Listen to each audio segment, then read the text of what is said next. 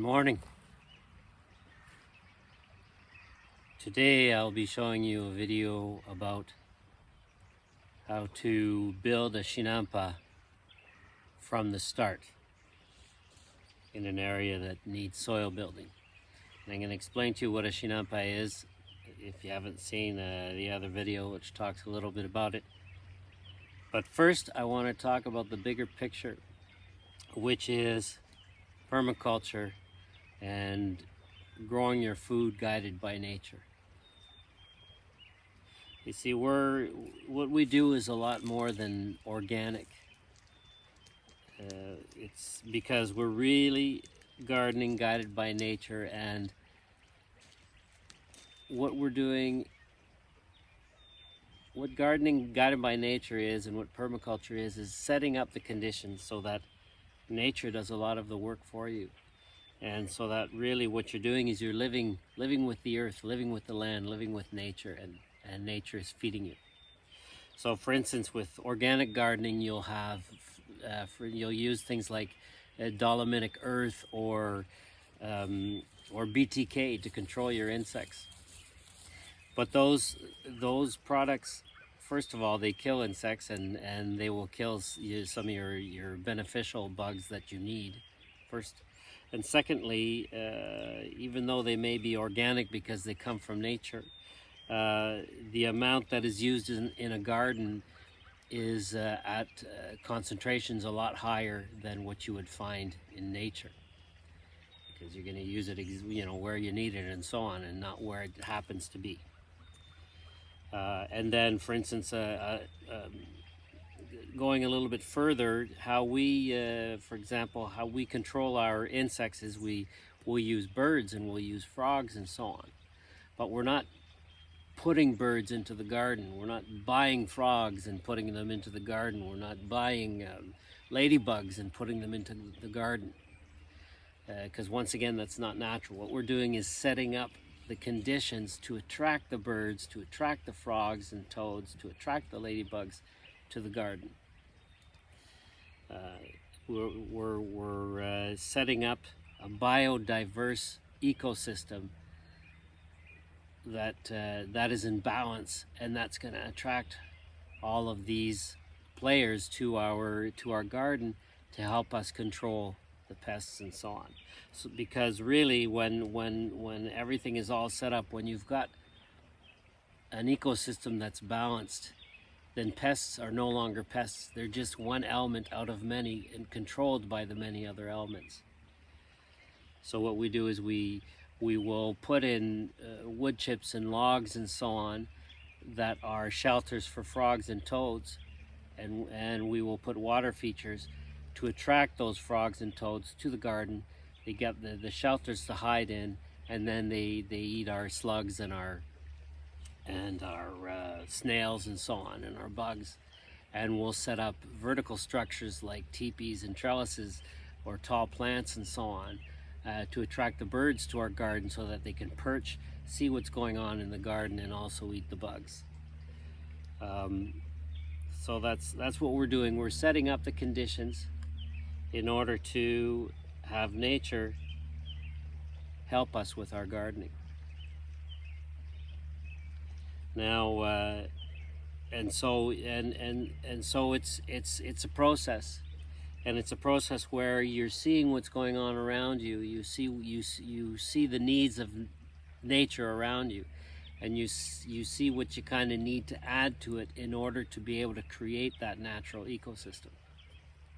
And so, for example, in the video 2 weeks ago, I talked about, for example, getting rid of the invasive buckthorn and saving the native trees that were being strangled. And so saving, for example, the native fruiting shrubs, the nannyberry, the high bush cranberry, the elderberry and so on, which all are going to feed us and attract the birds and so on.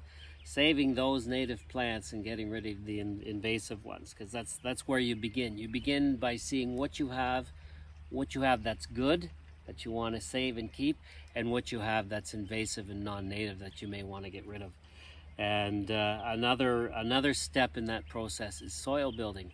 Some areas you may need to build the soil. Some areas you may simply have grass, and you want to create a prairie on there, you want to put a garden there instead of the grass.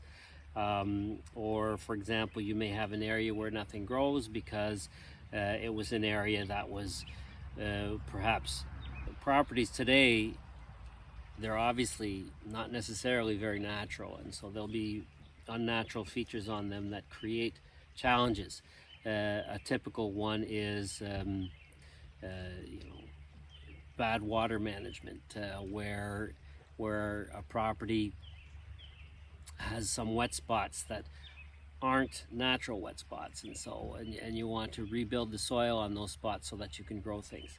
And so today's video is about how you build a chinampas. I've spoken about chinampas before in a video about a month ago about dealing with flooding and so on. And so today I'm going to show you how to build one. Now, a chinampas, from a video from last fall, I spoke about it, is an ancient Aztec way of gardening.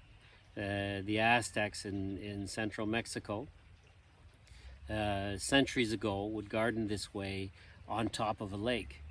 So obviously a lake is a wonderful source of water, and they would put their gardens on top of lakes. And how would they do that? They would drive posts, tree trunks, down into the lake bed so that they would stand firm, and then they would attach other, let's say, branches and limbs between the posts, and to create kind of a lattice work. And then they would put many branches and so on, many branches between those posts and so on, and in order to make a net upon which they could put organic material and so on that would begin to decompose, and it would hold in place, and it would be just above the lake. And then they would plant in that, and the roots would go down through all that organic material. Eventually there'd be soil there, and go down in and get the water from the lake. And so they would have a constant, these were shallow lakes, I believe that they gardened on, and so there was a constant source of water for the gardens. And so that's a wonderful method to use. And so today I'm going to show you how this year in 2024, we've got a spot that we've never bothered to try and work on because there was a bigger problem around the spot that needed to be taken care of. That's now taken care of, and so now we can garden on that spot. And so I'm going to build a small chinampas on it, and I'm going to show you how it's done. Now I'm going to show you basically how to build the lattice work of branches and so on. And you know, it might actually be a little bit boring because, you know, there's going to be a lot of you're just going to see a lot of branches and so on. It might be more interesting to watch a beaver build its dam because it's a very similar process. So you could do that too, but there'll be bits in there where I talk about other things I do with the branches, because basically what I'll be using to build the chinampas are dead trees that we had to cut.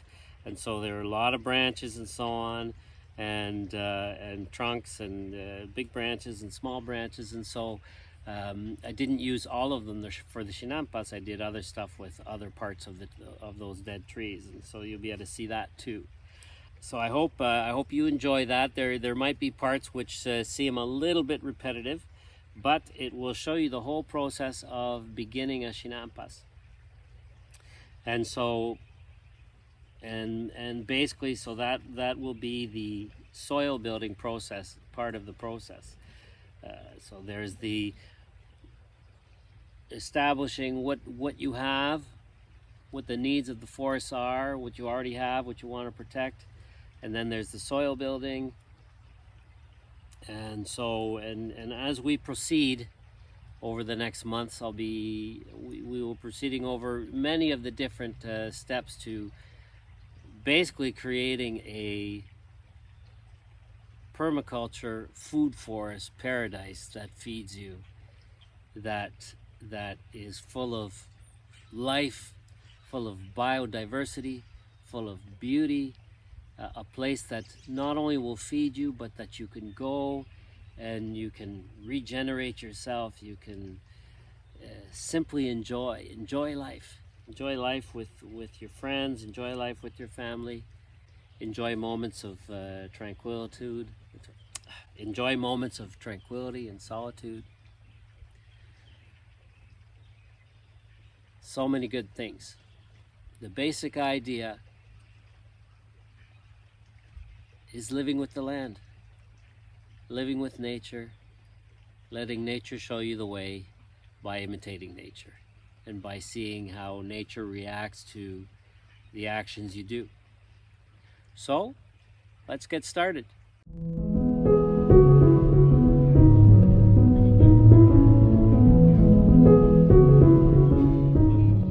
Today, I'd like to show you the process of starting a CHINAMPA. This is the area we're going to do it in.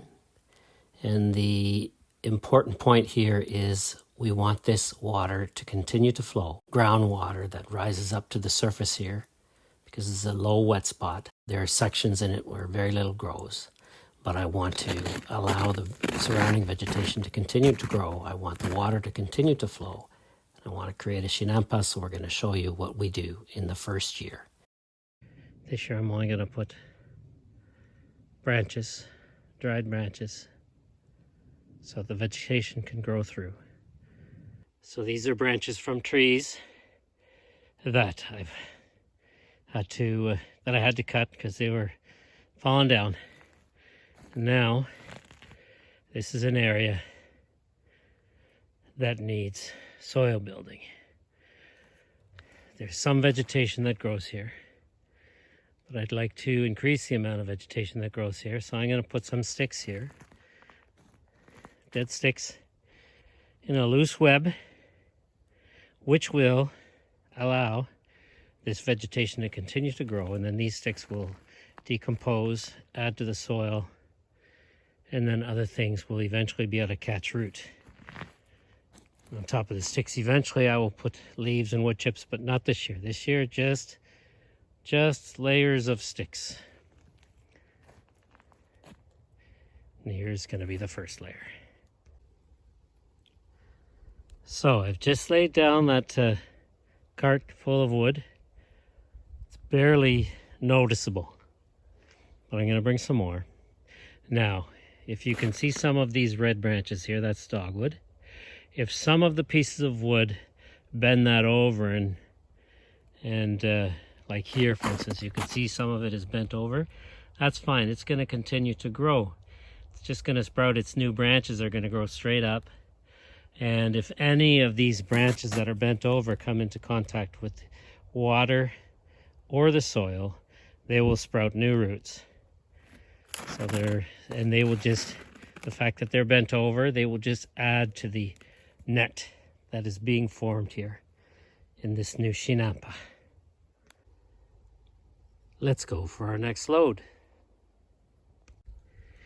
These are some branches that I've set aside on our picnic table because I'm going to use them for replacement fence posts for our garden. And here are the branches that I am taking for the CHINAMPA. I'm not going to take all of them, I'm just going to take some.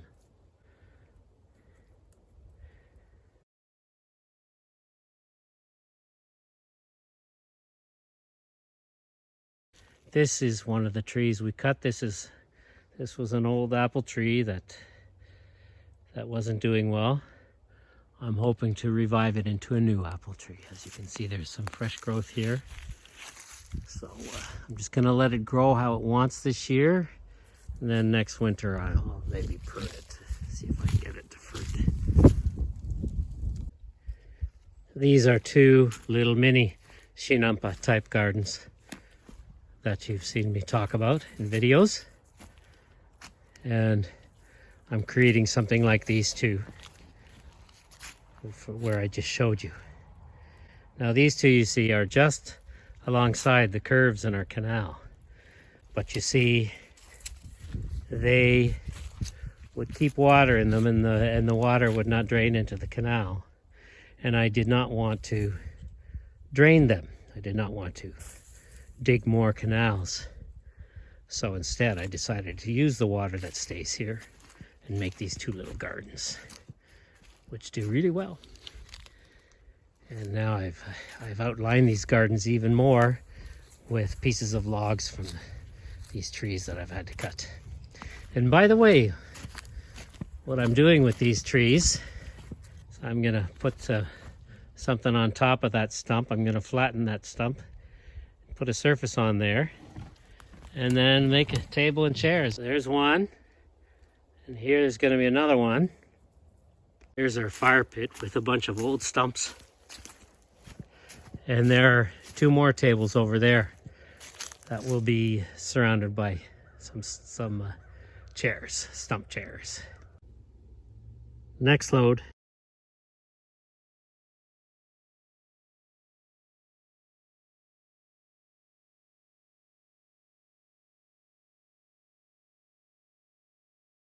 You can see the rabbits have really enjoyed eating the buds off of some of these branches. You can see their droppings everywhere, and they can do it safely because they're protected by all these branches.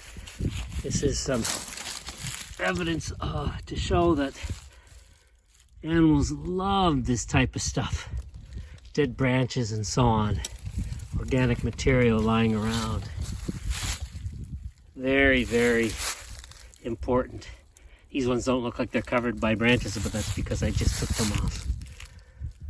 Now, I'm not getting rid of the branches, I'm just changing their place by about 30 or 40 meters.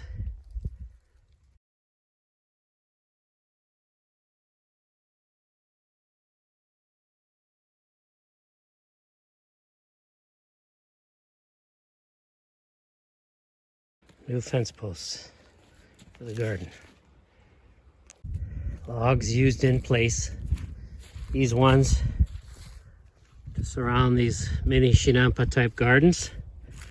And then these ones to create a line to build up the soil around the edges of these curves of the canal, and also to draw a line so people don't walk into the canal, because all the vegetation is going to grow up nice and high surrounding these branches.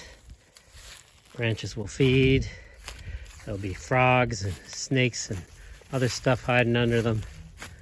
And so then we got these paths here that we're making alongside the curves in the canal.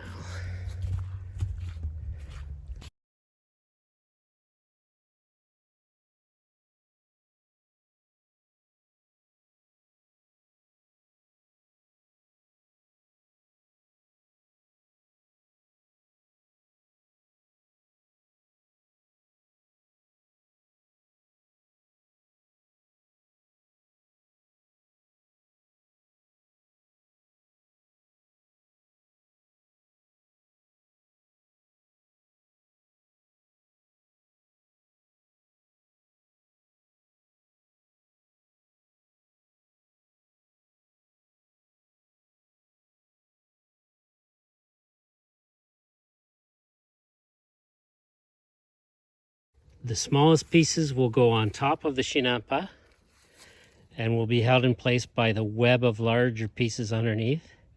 And these will slowly filter their way down as they're used and chewed upon by the little animals, made into smaller pieces, and then they'll slowly make their way down, forming a natural web of life and of organic matter, and bringing the CHINAMPA alive.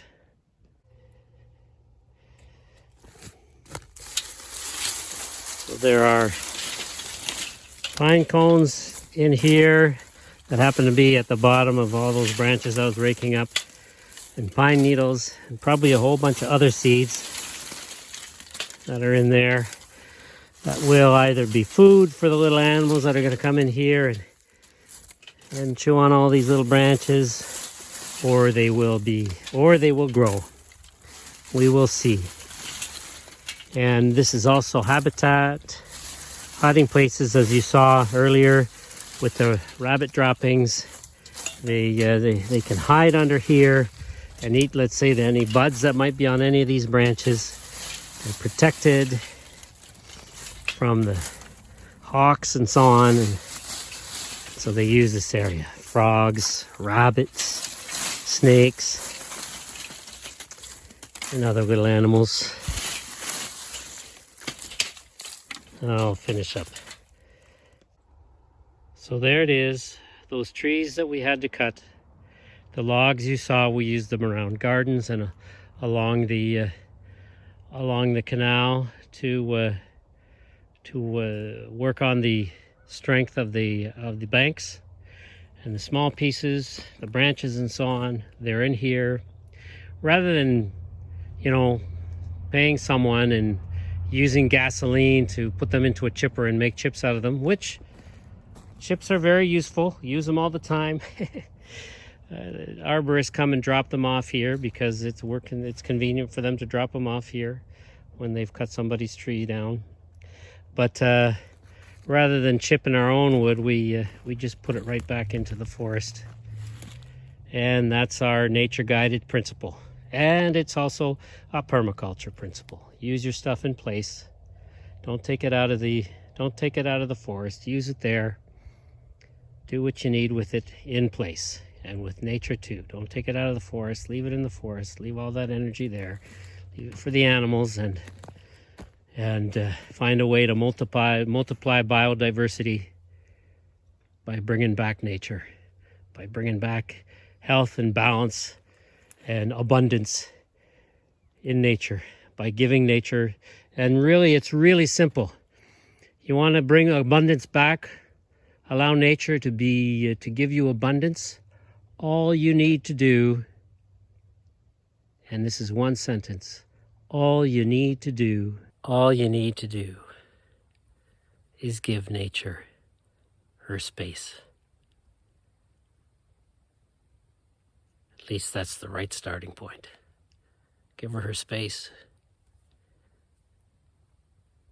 Let nature do her thing. Watch nature, how nature does it. Imitate nature. Help nature out doing that, and you'll have abundance.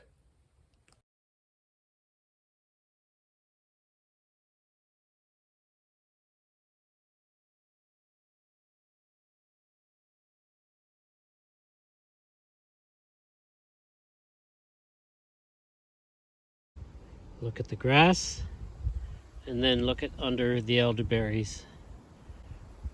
The height of the ground is higher because of all the soil building that's been going on there at the foot of the elderberries and the other shrubs that we've got here surrounding our rain garden.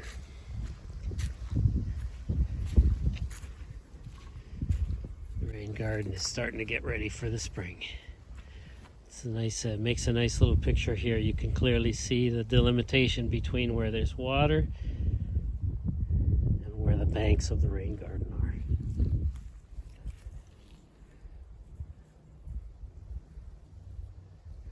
And as you can see, our main garden is just a little bit off to the side there. Oshi, Midzi. Have a great week, and we'll see you next time.